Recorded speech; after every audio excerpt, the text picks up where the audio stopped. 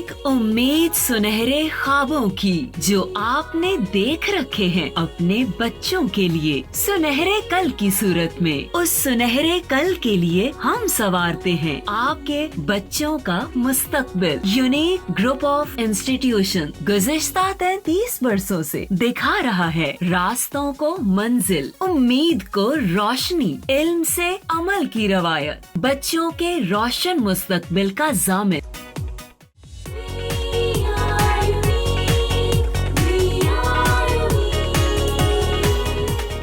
अस्सलाम वालेकुम बेटा आज के लेक्चर नंबर 48 में हम न्यूमेरिकल प्रॉब्लम्स कर रहे हैं। इससे पहले वाले लेक्चर्स में हम 12.5 तक कर चुके हैं, ठीक है। आज 12.6 और साथ देखते हैं कि और इस लेक्चर के अंदर कुछ हो सकता है न्यूमेरिकल। काफ़ी इंपॉर्टेंट न्यूमेरिकल है। स्टेटमेंट देखिएगा ध्यान से कि उसमें वो कहता क्या है, उसी के अकॉर्डिंगली हम अपना डाटा बनाते हैं। पहली चीज़ देखिएगा, कहता है an image is produced by a concave mirror. पहली बात है कि हमारे पास मिरर कौन सा है, कॉनकेव मिरर, ठीक होगी बात। ऑफ फोकल लेंथ कितनी उसकी गिवन है, 8.7 सेंटीमीटर। तो कुछ बातें हम रिवाइज कर ले ज़रा कि मिरर अगर कॉनकेव होगा, कॉनकेव मिरर, तो कॉनकेव मिरर के लिए हमने ये चीज़ें सीखी थी कि उसकी f की वैल्यू पॉजिटिव, f का मतलब है फोकल लेंथ की वैल्यू पॉजिटिव होती है। ऐसे ही p होता है distance of object, real object के लिए पॉजिटिव, q की वैल्यू भी पॉजिटिव होती है रियल इमेज के लिए। अगर वर्चुअल इमेज बनेगा कॉनकेव मिरर से तो q की वैल्यू हम क्या ले लेंगे, नेगेटिव। यानी q पॉजिटिव कब है, जब क्या कौन सा इमेज बनेगा, रियल इमेज बनेगा। और Q की वैल्यू नेगेटिव होती है एक केस के अंदर, ये नेगेटिव भी हो सकती है। नेगेटिव कब होगी, जब इमेज कौन सा होगा, वर्चुअल इमेज बनेगा, ठीक है जी। लीजिए बेटा, पहली चीज़ फोकल लेंथ कितनी गिवन है, 8.7 सेंटीमीटर। तो डाटा में हमारे पास पहली चीज़ क्या आ गई, फोकल लेंथ, जिसको हम f के साथ रिप्रेजेंट करते हैं, उसकी वैल्यू है जी 8.7 सेंटीमीटर। न्यूमेरिकल आपने देखना है ध्यान से, थोड़ा सा लेंथी है कि दो चीज़ें हमने फाइंड आउट करनी है। अच्छा, जिसके बाद कहता है the object is 13.2 centimetre toll.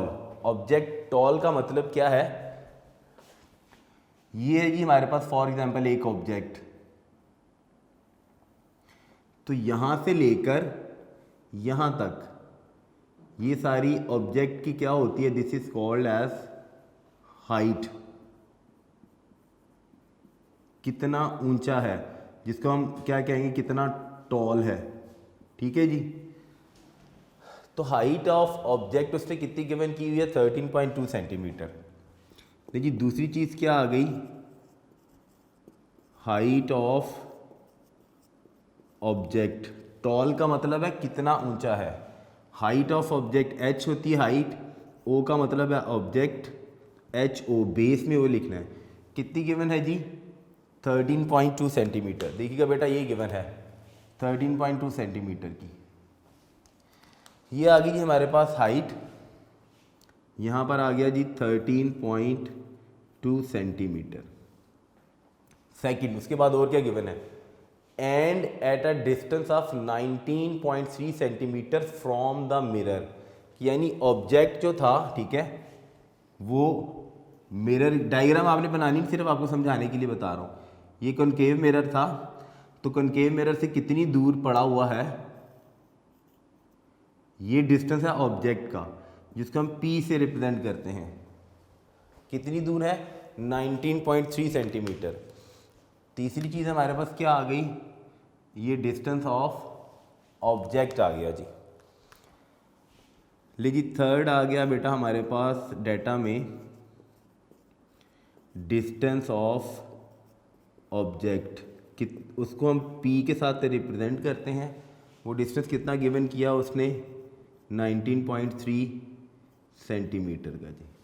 Clear हो गया जी। अब आ जाइएगा पार्ट ए में, फाइंड। पार्ट बी में भी फाइंड। क्या ए में हमने क्या फाइंड करना है, find the location and height of image. भाई ये ऑब्जेक्ट प्लेस था, ठीक है। जब लाइट की रेस पैरेलल रेज इसके साथ स्ट्राइक करेंगी, एफ से पास करेगी, ठीक है, दूसरी रे यहाँ से जाएगी, इमेज बन रहा है किसी भी जगह पर। ये बना है हमारे पास इमेज। डायग्राम आपने बनानी नहीं, सिर्फ आपको समझाने के लिए बता रहा हूँ। ये इमेज बना, इमेज की उसने पूछी है लोकेशन। लोकेशन का मतलब मेरा बेटा क्या होता है, इमेज का डिस्टेंस, कहाँ से, मिरर से। दूसरी चीज़ इमेज की उसने क्या पूछी है, हाइट, कितना ऊंचा इमेज बन रहा है जी। तो दो चीज़ें हमने बतानी है पार्ट नंबर ए में, लोकेशन यानी डिस्टेंस, और दूसरी चीज़ क्या, हाइट ऑफ इमेज, इमेज कितना ऊंचा बन रहा है जी। रुचि ये डाटा था। डाटा के बाद पार्ट नंबर ए यानी टू फाइंड में, ए पार्ट में हमने क्या बताना है, लोकेशन का मतलब हो गया, फिर बता रहा हूँ, लोकेशन का मतलब हो गया डिस्टेंस। क्या चीज़ बेटा, डिस्टेंस ऑफ ऑब्जेक्ट, कितनी दूर है, सॉरी डिस्टेंस ऑफ ऑब्जेक्ट नहीं, that is distance of image, image की बात कर रहे हैं ना हम। तो फिर यहाँ पे क्या आएगा, डिस्टेंस ऑफ इमेज यानी Q किसके इक्वल है, एक ही चीज़ बतानी है ए पार्ट में, और ए पार्ट में हमने और क्या बताना है, हाइट ऑफ इमेज, यानी दूसरी चीज़ हमने यहाँ पर बतानी है height of image. Height of image को हम किसके साथ, h होगी हाइट, बेस में लगाना है आपने i। तो ये चीज़ बतानी है पार्ट नंबर ए में। पार्ट नंबर बी में क्या कहता है, find the height of the image produce by the mirror if the object is, सिर्फ हाइट बतानी है, कितना हाइट बतानी है जब ऑब्जेक्ट कहाँ पर चला गया, twice as far from the mirror. पहले ऑब्जेक्ट कितने डिस्टेंस पर पड़ा हुआ था, 19.3 पे। कहते हैं जब इस 19.3 का ट्वाइस हो जाएगा तो दोबारा से फिर बताइए हाइट ऑफ इमेज क्या बनेगी। तो बी पार्ट में हमने फाइंड में ही लिख लेते हैं, बी पार्ट में हमने बताना है दोबारा से क्या बतानी है, हमने हाइट ऑफ इमेज फिर बतानी है, दोबारा से हमने बतानी है जी हाइट ऑफ इमेज, यानी HI दोबारा निकालना है, कब, जब P था ऑब्जेक्ट का डिस्टेंस, वो किसकी इक्वल हो जाएगा, 2P के। 2P का मतलब है ट्वाइस हो गया ना, यहाँ पे इसमें लिखा है ट्वाइस हो जाएगा, P 2P हो जाएगा, तो दोबारा हाइट आपने बतानी है। लेकिन सोल्यूशन स्टार्ट करते हैं, पहले पार्ट नंबर ए सॉल्व करते हैं, फिर बी देखते हैं कि जी बी में क्या बातें उसने बताई हुई। ये जी टू फाइंड हो गया। टू फाइंड के बाद हमारा जो फार्मूला यूज़ होना है, हम अपना फार्मूला देख लेते हैं, फार्मूला हम यहीं पे लिख लेते हैं जी। फार्मूला हमने बेटा देखिएगा पार्ट नंबर ए में हमने डिस्टेंस ऑफ इमेज बताना है। हमने मिरर फार्मूला पढ़ा था, मिरर फार्मूला किसकी इक्वल था, 1/f equal to 1/p plus 1/q। एक फार्मूला ये लगेगा, यूज़ कर लेते जी formula 1/f equals to 1/p plus 1/q। दूसरा हमने बतानी है हाइट ऑफ इमेज। हमने एक टॉपिक पढ़ा था मैग्नीफिकेशन का, मैग्नीफिकेशन, ये फार्मूला यहाँ पे लिख रहा हूँ, m इधर लिख लेते जी ताकि आपको क्लियर नज़र आ जाए। हमने पढ़ा था फार्मूला बेटा मैग्नीफिकेशन का, m किसकी इक्वल होता है, हाइट ऑफ इमेज और हाइट ऑफ ऑब्जेक्ट में रेशो। ऐसे ही हमने एक फार्मूला पढ़ा था कि मैग्नीफिकेशन किसकी इक्वल होती है, डिस्टेंस ऑफ इमेज और डिस्टेंस ऑफ ऑब्जेक्ट में रेशो। इन दोनों को अगर मैं कंबाइन कर लूँ, देखिएगा लेफ्ट हैंड साइड इक्वल है, अगर मैं इनकी राइट हैंड साइड को, ये राइट हैंड साइड थी, जब लेफ्ट हैंड साइड इक्वल होगी तो राइट हैंड साइड को मैं इक्वल करके इसको ऐसे लिख सकता हूँ, HI/HO इक्वल टू क्या बन जाएगा, Q/P। तो दूसरा फार्मूला हमारा क्या यूज़ करेंगे हम, HI,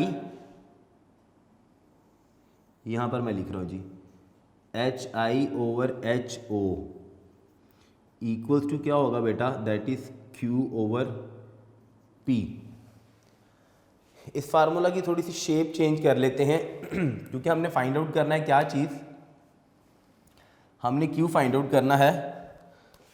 तो मैं सोल्यूशन में मैं उसकी छोटी सी डेरिवेशन कर देता हूँ ताकि हमें पता चल जाए कि हमने फार्मूला को यूज़ कैसे करना है। वो फिर बाद में हम रेज कर लेंगे, हम डायरेक्ट लिख लेंगे ताकि आपको समझ आ जाए। जी फार्मूला था हमारे पास बेटा ये 1/f is equal to 1/p plus 1/q। ठीक है जी। हमने q फाइंड आउट करना है। हम इन दोनों वैल्यूज़ को, इस वैल्यू को मैं इस तरफ शिफ्ट कर देता हूँ, उधर करूँगा तो क्या बन जाएगा 1/f minus 1/p equal to 1/q। LCM ले लें दोनों का, FP एलसीएम आ गया बेटा। एलसीएम के बाद डिनोमिनेटर को इस डिनोमिनेटर से डिवाइड करें, f और f कैंसिल हो जाएगा, हमारे पास क्या रहेगी वैल्यू p माइनस p और p कैंसिल हो गया, f इक्वल टू क्या आ गया 1/q। रेसिप्रोकल ले लें क्योंकि हमने q नहीं फाइंड आउट करना, हमने 1/q की वैल्यू फाइंड आउट नहीं करनी, हमने सिंपल q करना है। ठीक है, जब मैंने रेसिप्रोकल लिया इसका जी बन गया FP divided by P minus F equals to Q। ये बना जी फार्मूला हमारा। ठीक है जी, इसी फार्मूला को यहाँ लिख लेते हैं कि हमने जो Q फाइंड आउट करना है वो बेटा किसकी इक्वल होगा, that is FP divided by P minus F। लीजिए अब देखते हैं कि सॉल्यूशन में हमारे पास पार्ट नंबर ए का आंसर क्या आ रहा है। मैं सिर्फ ए पार्ट कर रहा हूँ यहाँ पे। ए पार्ट के लिए फार्मूला हमारे पास है जी Q इक्वल्स टू, ये लिखा हुआ जी FP divided by P minus F। FP divided by P minus F, values लगाते हैं जी Q इक्वल्स टू, F की वैल्यू थी बेटा 8.7 और P की वैल्यू थी 19.3। ये जी आ गया जी 8.7 को मल्टीप्लाई किया किसके साथ 19.3 से, होल डिवाइडेड बाय P की वैल्यू है जी ये लिखी हुई है जी 19.3। तो 19.3 में से माइनस करेंगे हम क्या, F की वैल्यू 8.7। तो Q इक्वल्स टू क्या आया, कैलकुलेटर से सॉल्व कर लेते हैं। ये हमने 8.7 को बेटा मल्टीप्लाई किया 19.3 से, सो वी गेट 167.91। हमारे पास कितना आया 167.91। इन दोनों को मल्टीप्लाई करके देखिए 167.91, नीचे फिर हम क्या करते हैं माइनस करते हैं जी 19.3 में से माइनस करते हैं जी हम 8.7। 19.3 में से सब्ट्रैक्ट किया हमने बेटा 8.7, so we get the answer 10.6। हमारे पास आंसर कितना आया है 10.6। लेकिन दोनों को डिवाइड कर लें, 167.91 को 10.6 से डिवाइड करें, 167.91 इसको हमने बेटा डिवाइड किया 10.6 से, तो वी गेट द आंसर 15.84। तो जी हमारा पहला आंसर आ गया 15.84 और यूनिट क्या आएगा सेंटीमीटर। एक चीज़ आ गई हमारे पास। सेकंड हमने क्या फाइंड आउट करना है इसी ए में हमने हाइट ऑफ इमेज निकालनी है। तो हाइट ऑफ इमेज के लिए हम फार्मूला ये वाला यूज़ करेंगे। मैं यहाँ पे फार्मूला लिख रहा हूँ। नाउ हमें पता है जी HI/HO इक्वल होता है किसके, Q/P के। फिर बता रहा हूँ कैसे आया। Magnification height of image height of object में ratio, distance of image distance of object में रेशो, राइट हैंड साइड मैंने इक्वल की तो मेरे पास ये बन गई। मैंने HI फाइंड आउट करनी है, ये HO मल्टीप्लाई हो रहा है नीचे, इसको इधर जाके इधर डिवाइड हो रहा है, इधर जाके से हम मल्टीप्लाई कर देते हैं जी। तो HI हमारे पास किसकी इक्वल आ गया, HO multiply by Q divided by P।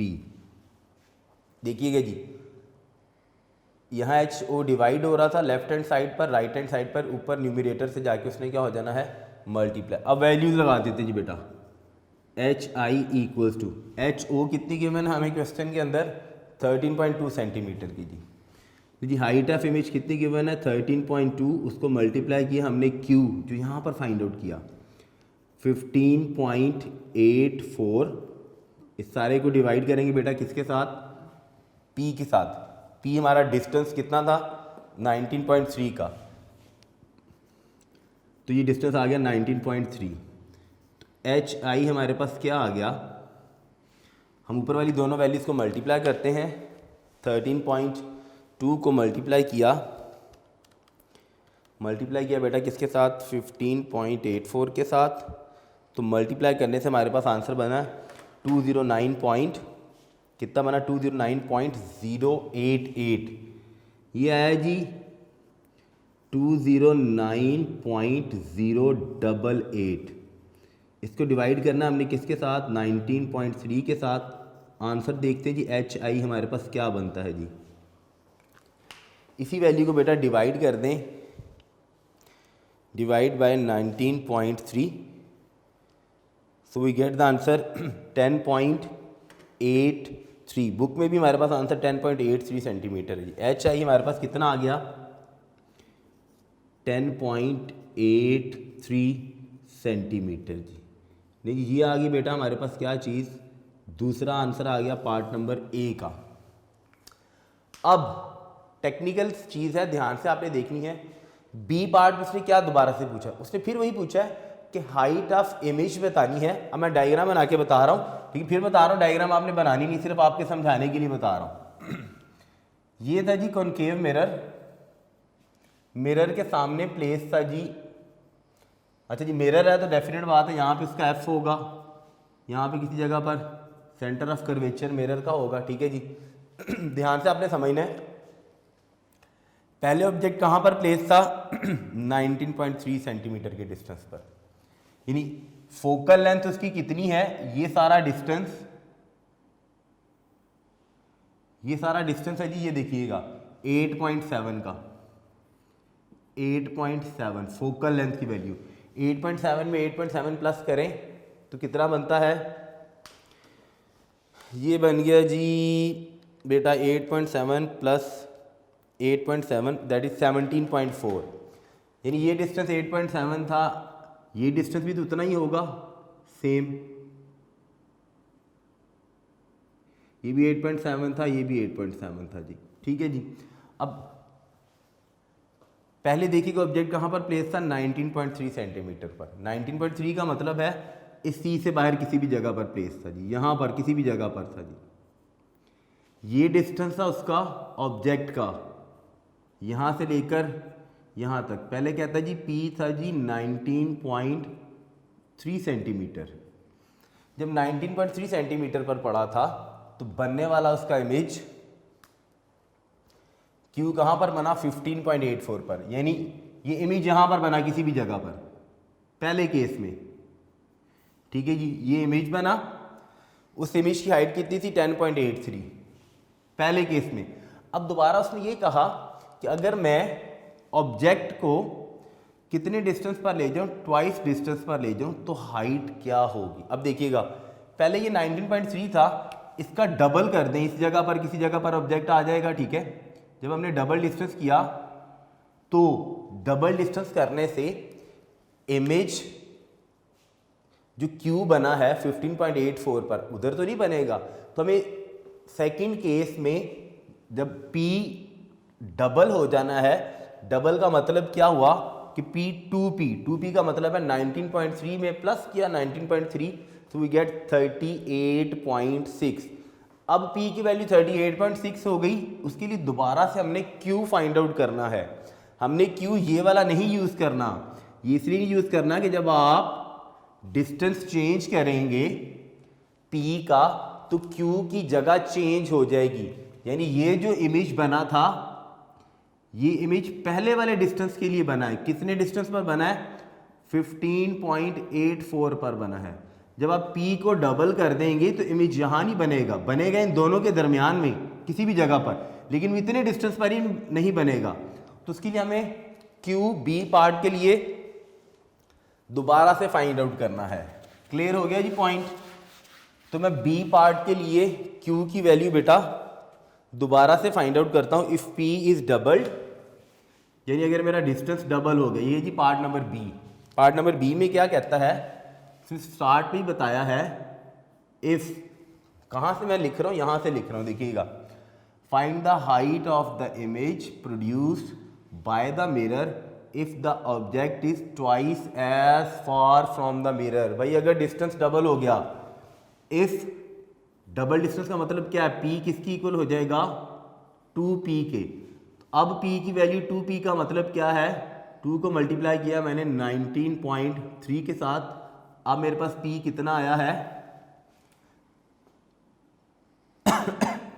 देखिए बेटा 19.3 को अगर मैं 2 के साथ मल्टीप्लाई करूं तो आई गेट 38.6 सेंटीमीटर। अब मेरा P ये बन गया है। ऑब्जेक्ट को मैं जितनी मर्जी दूर ले जाऊं, फोकल लेंथ तो चेंज नहीं ना होगी मिरर की, वो तो वही रहनी है। F में क्या यूज करूंगा यहां पर, यही सेम 8.7 सेंटीमीटर, 8.7 सेंटीमीटर। ठीक है जी। अब मैंने दोबारा से क्या फाइंड आउट करना है, क्यू फाइंड आउट करना है, ताकि मैं ये फार्मूला दोबारा यूज कर सकूं हाइट ऑफ इमेज निकालने के लिए, क्योंकि इसके लिए मुझे नया क्यू चाहिए। क्यू का फार्मूला वही है, एफ ये हमने यूज किया। नाउ क्यू किसकी इक्वल था, जो हमने फार्मूला डिराइव किया था, एफ पी। देखिएगा यहां पे आंसर चेंज आएगा, P माइनस एफ, ये कभी भी 15.84 नहीं आएगा। वैल्यूज को जरा सब्स्टिट्यूट करें बेटा। Q इक्वल्स टू एफ की वैल्यू कितनी है 8.7, इसको मल्टीप्लाई किया, P अब कितना हो चुका है 38.6 divided by P minus F, 38.6 minus F कितना है 8.7। लीजिए सॉल्व कर लेते ज़रा। Q इज इक्वल टू, इन दोनों को मल्टीप्लाई करें, 8.7 को 38.6 से मल्टीप्लाई किया, 8.7 मल्टीप्लाई बाय 38.6, तुम्हारे पास आंसर बना 335.82। कितना बना बेटा, 335.82। ऐसे ही 38.6 में से माइनस करें 8.7, ले जी 38.6 में से माइनस किया हमने 8.7, सो वी गेट आंसर 29.9। यहाँ पर आंसर आया बेटा हमारे पास कितना, 29.9 का। नाउ Q इक्वल्स टू, इस वैल्यू को इस वैल्यू से सिंपल डिवाइड करना है हमने। हम जी डिवाइड कर लेते हैं जी, 335.82 को हमने डिवाइड किया बेटा किसके साथ, 29.9 के साथ, तो वी गेट द आंसर 11.23। अब हमारे पास Q कितना आया, 11.23 सेंटीमीटर। ये देखिएगा चेंज आया ना Q, जब ऑब्जेक्ट का डिस्टेंस डबल कर देंगे तो इमेज का डिस्टेंस चेंज हो जाता है। पहले 15.84 आया था, अब 11.23 आया था। कभी भी गलती नहीं करनी कि यही वाला यूज़ कर लें, ये करेंगे तो गलत हो जाएगा जी। क्यों आ गया, सिंपल सी बात, एच आई निकालना हमने, देख लें हाइट ऑफ इमेज दोबारा से हमने फाइंड आउट करनी है जी। तो एच आई देख लेते, फार्मूला वही है जी। नाउ एच आई फार्मूला पहले एक दफ़ा लिखिएगा ताकि गलत ना लिख दें, equals to Q over P. हमने एच आई निकालना है, जैसे पहले किया था वैसे ही, divided by P. Now H I is equal to, H O कितनी है भाई, ये मिरर है, समझ लें ये white board is a mirror. मैंने ऑब्जेक्ट यहाँ पर रखा, इतनी हाइट का था, ध्यान से समझनी मेरी बात। ये इन दोनों में डिस्टेंस कितना है 19.3 का। जब मैं इस डिस्टेंस को डबल कर दूंगा तो क्या हाइट ऑफ ऑब्जेक्ट चेंज हो जाएगी, हाइट ऑफ ऑब्जेक्ट तो उतनी ही रहनी है। फिर एच ओ कितना है जो गिवन था 13.2 मल्टीप्लाई बाय, अब क्यू हमारे पास कितना आया है 11.23, इसको डिवाइड करते हैं जी, पी कितना है हमारे पास double 38.6 H I is equal to, देखिए 13.2 को 11.23 से मल्टीप्लाई करें, 13.2 मल्टीप्लाई बाय 11.3 तो हमारे पास आंसर बनता है जी बेटा 149.16, कितना बना है जी 149.16, जब हमने मल्टीप्लाई किया ये बना जी 149.16 डिवाइडेड बाय 38.6। हम 149.16 को डिवाइड करते हैं किसके साथ 38.16 के साथ, डिवाइडेड बाय 38.6, तो हमारे पास अब आंसर बना बेटा 3.84। देखिएगा बुक में आंसर भी 3.84 है। नाउ एच आई हमारे पास कितना आया 3.84 और यूनिट कितना है सेंटीमीटर। देखिएगा हाइट चेंज हो गई ना, पहले 10.83 आ रही थी जी। तो जी यहाँ पर ए और बी पार्ट कंप्लीट हो गया एंड फिर इसका लास्ट पर रिज़ल्ट लिख लेते हैं। रिज़ल्ट में हमने सारी चीज़ें लिखनी है जो हमने फाइंड आउट की हैं, ठीक है। आपकी मर्ज़ी पूरी स्टेटमेंट के साथ लिख दें।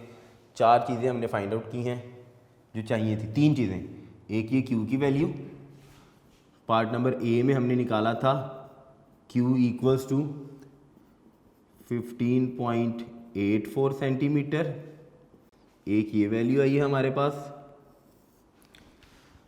उसी पार्ट नंबर ए में हमने एच आई फाइंड आउट किया था, H I is equal to कितना निकाला जी 10.83 सेंटीमीटर। मैं जब कैलकुलेशन कर रहा होता तो मेरे साथ साथ कैलकुलेशन किया करें ताकि देखिएगा सही आंसर निकल रहा है। ये नहीं हमें चाहिए, हमें तो बी पार्ट में सिर्फ हाइट ऑफ इमेज चाहिए थी एच आई, ये एच आई निकाला जी हमने दोबारा से। पार्ट नंबर बी में हमने एच आई फाइंड आउट किया कितना 3.84 सेंटीमीटर जी। नहीं बेटा लेंथी न्यूमेरिकल था, टेक्निकल न्यूमेरिकल था, ठीक है जी। जब भी आएगा दोनों पार्ट आएंगे, ऐसा नहीं हो सकता कि एक आए। ये हो गया जी बेटा 12.6 के बाद एक और देख लेते हैं जी क्योंकि बड़ा सिंपल सा था। 12.7 देखते हैं जी, 7 की स्टेटमेंट में क्या कहता है और क्या क्या चीज़ें हमने फाइंड आउट करनी है जी बेटा न्यूमेरिकल नंबर 12.7 स्टेटमेंट लिखी है। स्टेटमेंट से पहले मैं एक छोटी सी चीज़ आपको समझा दूं। ये मिरर से रेलेवेंट चीज़ें यहीं पर लिखी हुई हैं, फार्मूला भी लिखा हुआ मिरर का। छोटी सी चीज़ समझ लें ज़रा दोबारा से ताकि न्यूमेरिकल को ना सॉल्व करना आसान हो जाए। छोटा सा न्यूमेरिकल है ज़रा टेक्निकल, ध्यान से आपने समझना है। 3 चीज़ें हमने फाइंड आउट करनी है, पार्ट ए, पार्ट बी और पार्ट नंबर सी। जब हमने मिरर का टॉपिक पढ़ा था स्फेरिकल मिरर का, तो देखिएगा हमने ये पढ़ा था कि स्फेरिकल मिरर क्या है, portion of reflecting surface of hollow sphere. ये स्फीयर अंदर से खाली है, इसका एक पोर्शन मैं यहाँ से लेकर यहाँ तक ले लेता हूँ जी। ये एक पोर्शन था जो मेरे पास क्या बना है, और ये मिरर में कौन सा वाला मिरर, चाहे कॉनकेव है चाहे कन्वेक्स है, दोनों के लिए एक ही केस है। इस मिरर का, इस स्फीयर का ये सेंटर था, centre of curvature C. Mirror का यहाँ पर एक पॉइंट होता है जिसे क्या नाम देते हैं, pole of the mirror. Centre of curvature और पोल को जो लाइन ज्वाइन करती है दैट इज़ कॉल्ड एज, उसे हम क्या नाम देते हैं, प्रिंसिपल एक्सिस का। ये लाइन आपको नज़र नहीं आएगी मिरर पर।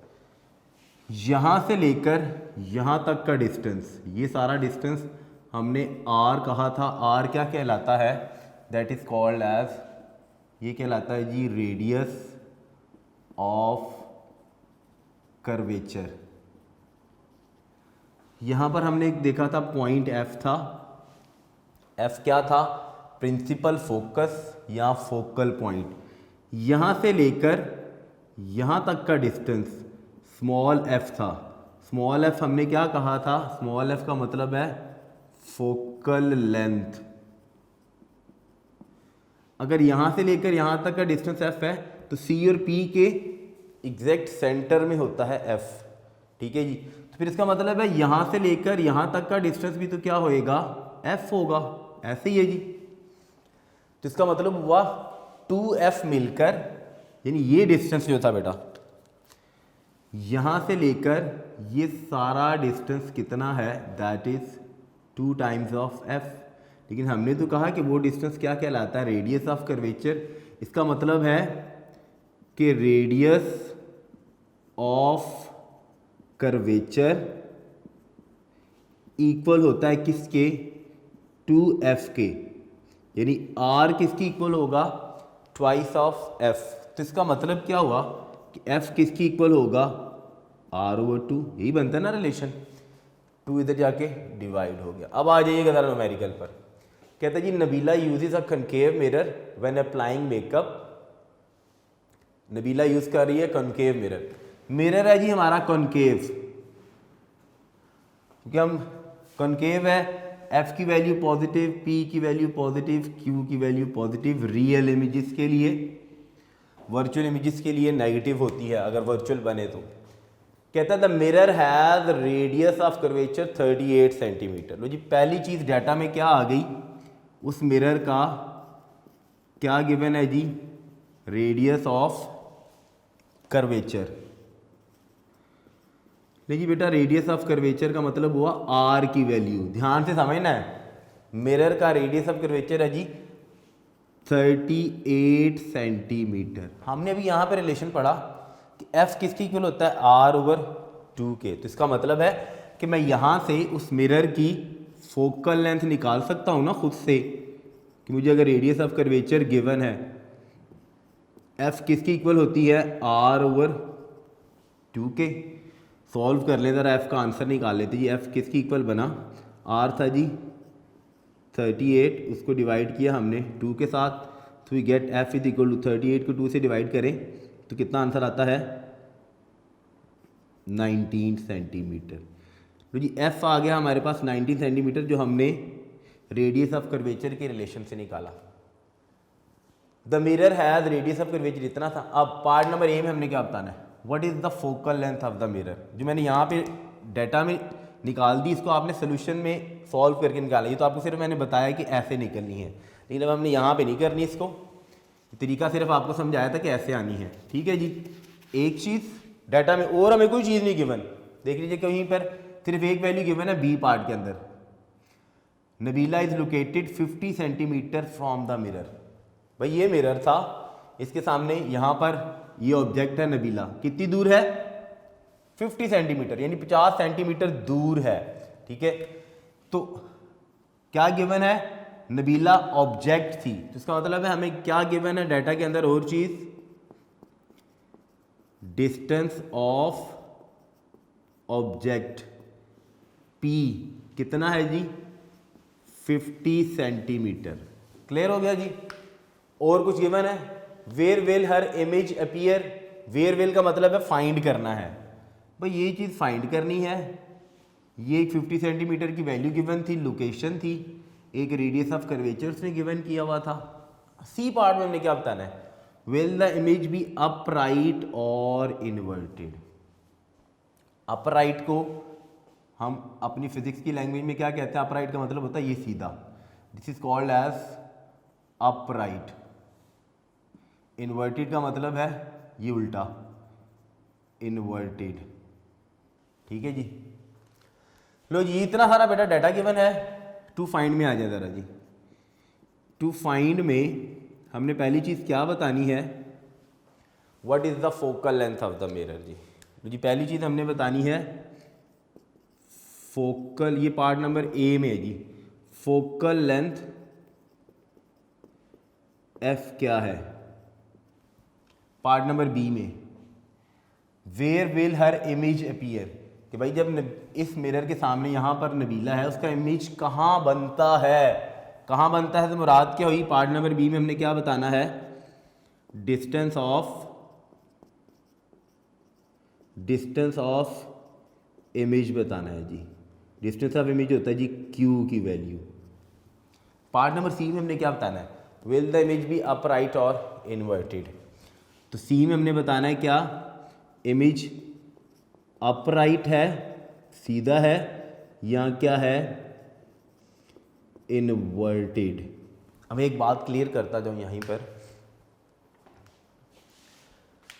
नहीं वो बात बाद में बताता हूँ, पहले ज़रा ना फोकल लेंथ निकाल दे, फिर आपको ना डायग्राम से समझाता हूँ कि फोकल लेंथ निकल जाएगी तो हमें कैसे पता चलेगा कि इमेज, ये डायग्राम बेटा सिर्फ आपको समझाने के लिए बताए थे, रिलेशंस बनानी नहीं है आपने।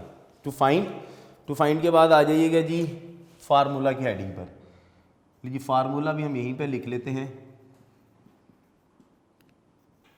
फार्मूला सिंपल सा, फोकल लेंथ निकालनी है, चूंकि क्यू तो नहीं गिवन, अगर गिवन होता तो हम फार्मूला ये वाला यूज़ कर लेते। अब चूंकि क्यू नहीं गिवन तो हमें फार्मूला कौन सा यूज़ करना है, यानी एफ और आर में जो रिलेशन बनता है, फार्मूला क्या है, एफ इज इक्वल टू, अभी थोड़ी देर पहले मैंने यहाँ पे डिराइव किया था, r over two A part में बी पार्ट में। क्यू फाइंड आउट करना है, क्यू करना है तो फिर हम फार्मूला ये वाला यूज़ करेंगे, क्योंकि अब हमारे पास एफ भी आ जाएगा, पी ऑलरेडी गिवन है 50 सेंटीमीटर का। बी पार्ट के लिए हम फार्मूला कौन सा यूज़ करेंगे, 1 over f equals to 1 over p plus 1 over q. इसको सॉल्व करके इसकी शेप बनाएंगे, क्या है, सी में हमने कोई फार्मूला नहीं यूज़ करना, सी में हमने बताना है इमेज अपराइट है या इन्वर्टेड है।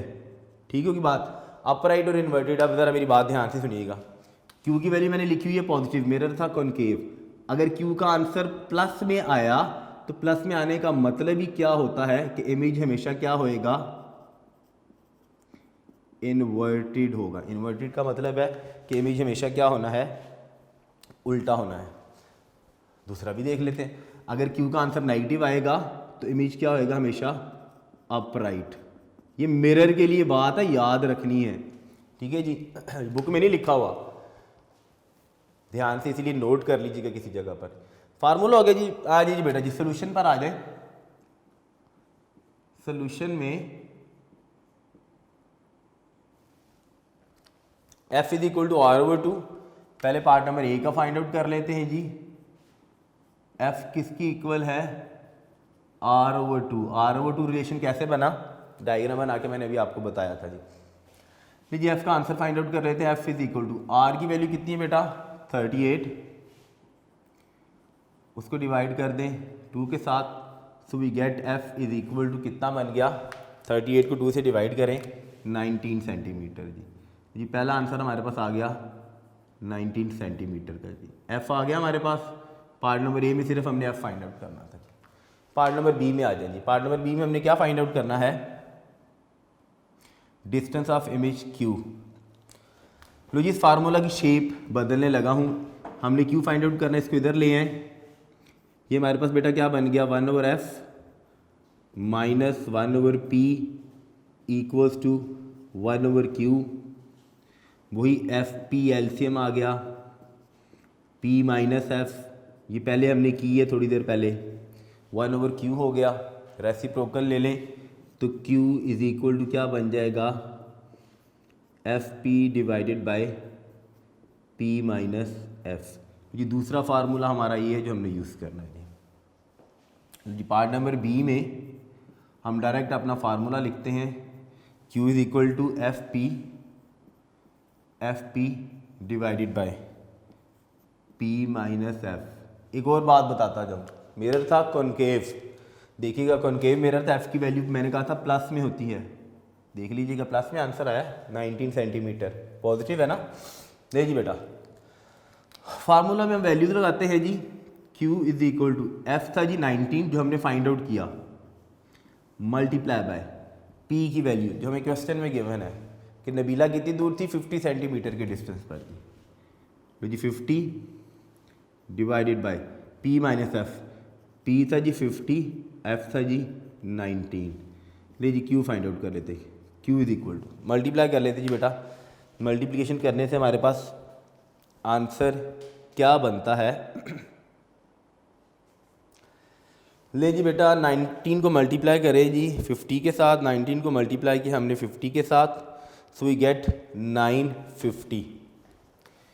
यहाँ पर आया हमारे पास 950 इसको डिवाइड करना हमने 50 माइनस 19 का आंसर, इतना तो मैथ आपको आता ही होगा जी 31। लीजिए बेटा Q किसकी इक्वल हो गया, 950 को कैलकुलेटर से डिवाइड कीजिएगा, गलती मत कीजिएगा, डिवाइडेड बाय 31, सो वो गेट आंसर 30.64। लीजिए बुक में आंसर देख लेते हैं जी कितना है, 30.64। तो बी पार्ट का आंसर कितना आया हमारे पास, 30.64 और यूनिट क्या है, सेंटीमीटर। अब लीजिए मेरी बात वही वाली जो मैंने बताई थी, क्यू का आंसर देखिएगा पॉजिटिव आया है या नेगेटिव आया है, ठीक है। तो नेगेटिव या पॉजिटिव किस चीज़ को इंडिकेट कर रहा है, जो उसने सी पार्ट में पूछा था ना, will the image B upright और इन्वर्टेड, के इमेज अपराइट होगा या इन्वर्टेड होगा। मैंने कहा था अगर क्यू का आंसर पॉजिटिव आएगा, सारे के सारे कॉनकेव मिरर से बनने वाले इमेजेस इन्वर्टेड होते हैं। अगर क्यू का आंसर प्लस में है तो पार्ट नंबर सी में अब आपने बताना है कि चूंकि क्यू पॉजिटिव है, ठीक है, एज क्यू इज पॉजिटिव, सो क्या चीज, इमेज अपराइट या इन्वर्टेड, तो इमेज क्या होगा, सो इमेज फॉर्म्ड, जो इमेज बना है इज उसने क्या होना है, इन्वर्टेड। क्लियर हो गया जी। लीजिए लास्ट पर हेडिंग रहेगी बेटा हमारे पास किस चीज़ की, रिजल्ट में हमने जो चीज़ें फाइंड आउट की हैं, पार्ट नंबर ए में हमने फाइंड आउट किया था focal length f is equal to 19 centimetre, f is equal to 19 centimetre जी। फोकल लेंथ लिख लें पूरा, खाली एफ का वर्ड लिख लें। पार्ट नंबर बी में हमने फाइंड आउट किया बेटा क्यू की value 30.64, q is equal to 30.64 centimetre. और पार्ट नंबर सी में हमने बताया है कि बनने वाला इमेज क्या था, इन्वर्टेड था। जितना उसने पूछा हमने वो बताना है, हमने ये नहीं बताना कि छोटा बना या लार्जेस्ट, जो उसने चीज़ पूछी सिर्फ हमने वो बतानी है जी, इन्वर्टेड इमेज बना। यहाँ पर बेटा जी ये ख़त्म होता है जी लेक्चर नंबर 48, जिसमें हमने सिर्फ 2 न्यूमेरिकल प्रॉब्लम्स और बड़े इंपॉर्टेंट न्यूमेरिकल प्रॉब्लम्स थे, ठीक है। मैंने सिर्फ इसीलिए एक ही लेक्चर में दोनों सेलेक्ट किए कि थोड़े से ये दोनों लेंथी हैं, बाकी जितने भी रह गए हैं वो सारे शॉर्ट हैं, इतने ज़्यादा लेंथी नहीं है। तो यहाँ पर लेक्चर नंबर 48 ख़त्म होता है बेटा। लेक्चर के इख्तिताम पर एक छोटी सी बात, हमने हदीस का सिलसिला शुरू किया हुआ था,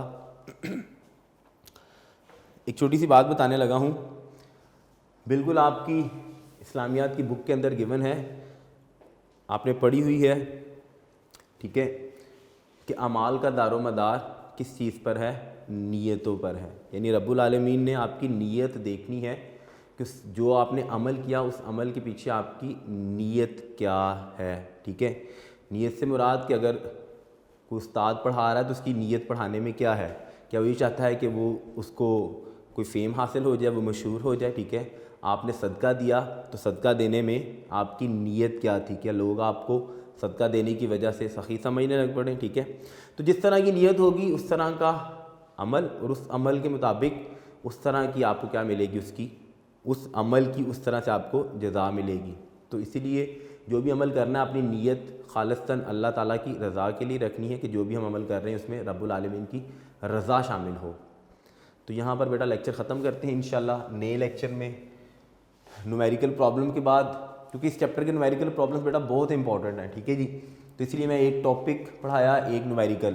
तो हम इंशाल्लाह जब लेक्चर नंबर 49 स्टार्ट करेंगे तो उसमें हम दोबारा से फिर एक टॉपिक पढ़ेंगे, ताकि आप न्यूमेरिकल्स कर करके बोर ना हो जाएं। तब तक के लिए बेटा अपना बहुत सारा ख्याल रखिएगा। अल्लाह हाफिज़।